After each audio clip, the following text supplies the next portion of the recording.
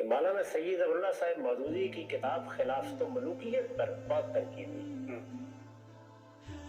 میں نے اپنا واقعہ لکھا ہے، میری کتاب مقامات میں ہے کہ خود مدرسے کے زمانے میں میں نے یہ کتاب پڑھی اور ہاتھ میں تھی تو بینک کے ایک سنتری نے مجھے توجہ دلائی کہ اس کتاب پر کچھ تنقیدیں بھی ہیں. اس پر میں نے لکھا ہے، احوال لکھا ہے. ولی محمد صاحب دنیا سے رخصت ہو گئے، اللہ ان کی مغفرت فرمائے. تو انہوں نے مجھے اس پر کچھ تنقیدات دی اس زمانے میں، تو میں اس وقت سے وہ تنقیدات بھی پڑھتا رہا ہوں، کتاب بھی میرے علم میں ہے اور کتاب کے پس منظر کے مباحث سے بھی مجھے دلچسپی رہی.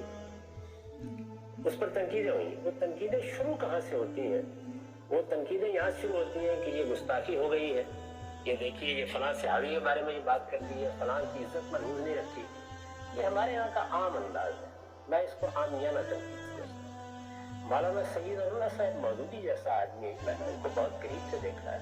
آپ سوچ سکتے ہیں کہ وہ کسی صحابی کی شان میں گستاخی کرے یا وہ کسی عامی کی شان میں بھی گستاخی کرے. یعنی ایک آدمی جس کی طبیعت، جس کا مزاج، جس کے بارے میں یہ تبصرہ کیا جائے تو یہ غلط نہیں ہوگا کہ اس کی تشکیل میں حسن فطرت کی ہر چیز کام آ گئی، وہ یہ کرے گا. اس طرح کی باتیں آپ کرتے ہیں تو آپ لوگوں کو مشتعل کرتے ہیں، اشتعال دلاتے ہیں. اس سے فرقہ بندیاں پیدا ہوتی ہیں، نفرت اور غضب کا ایک طوفان اٹھتا ہے. اس سے لوگوں کے اندر تمیز کے ساتھ بات کرنا، تہذیب کے ساتھ اپنے افکار بیان کرنا ختم ہو جاتا ہے. یہ جو اس وقت صورتحال آپ اپنے معاشرے کی دیکھ رہے ہیں کہ جس میں کسی تہذیبی روایت کے ساتھ آپ کسی سیاسی مسئلے پر گفتگو کر سکتے ہیں یا سماجی مسئلے پر گفتگو کر سکتے ہیں. سب سے بڑھ کر لوگوں کو تہذیب سکھانے کا کام ایک مسلمان معاشرے میں علماء کو کرنا چاہیے.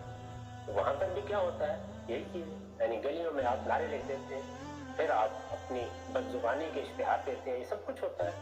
تو سب لوگ یہاں سے تنقید کرتے ہیں، حالانکہ اس پر تنقید کرنے کے لیے ضروری ہے کہ آپ پہلے یہ دیکھیں کہ کتاب لکھنے والے کا اپنا پس منظر کیا ہے.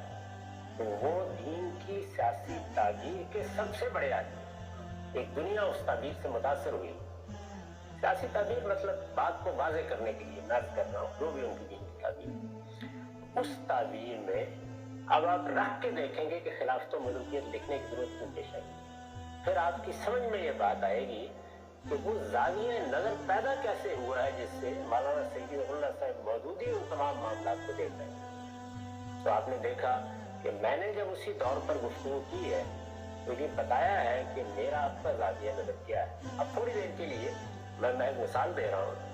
اگر آپ کا زاویہ نظر یہ ہے کہ اسلام اس کے سوا کیا ہے کہ وہ دنیا کے اندر ایک عالمی خلافت قائم کرے، اللہ کے دین کا غلبہ، اس کی شریعت پر لوگ عمل کر رہے ہوں، جہاد کے ذریعے سے وہ غلبہ قائم کر دیا جائے، یہ تعبیر ہے آپ کی. اس تعبیر میں 25-30 سال کے بعد وہ خلافت ختم ہو گئی. وہ حادثہ ہے بھائی. اب ظاہر ہے اس حادثے کے معاملے میں آدمی اور طرح سے سوچے گا. اس کے لیے تو پورے کے پورے دین کی عمارت نیچے آ پڑی.